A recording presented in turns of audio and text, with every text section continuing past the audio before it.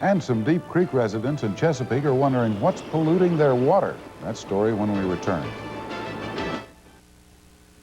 When lawyers say garbage, and what happens if you don't know who owns the land. For one group of Chesapeake homeowners, that's the problem. And as Mark Tadino reports, there may be no easy answers.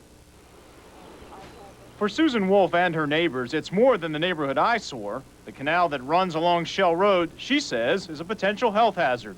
People in the neighborhood fish and crab here. We have our children that live right across the street, you know, other children that have been seen playing along these banks. And while wildlife does flourish, so does the garbage.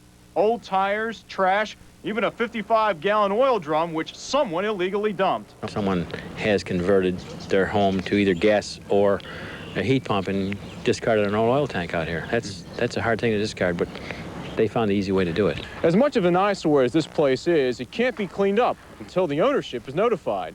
It turns out the owner of the property is a gravel corporation in Norfolk. The Hitch Gravel Corporation's president, Arthur Hitch, spoke with 13 News.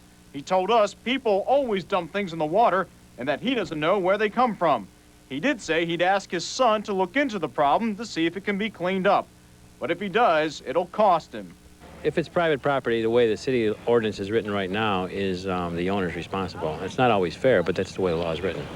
In the meantime, the canal's neighbors, like Vivian Donham, stare at it and wonder what they can do. I'd be willing to clean it out personally if there was some way you could get to it. I mean, I can't go down there and drag those logs out. She may have a long wait and need a lot of help. Mark Tadino, 13 News, Chesapeake.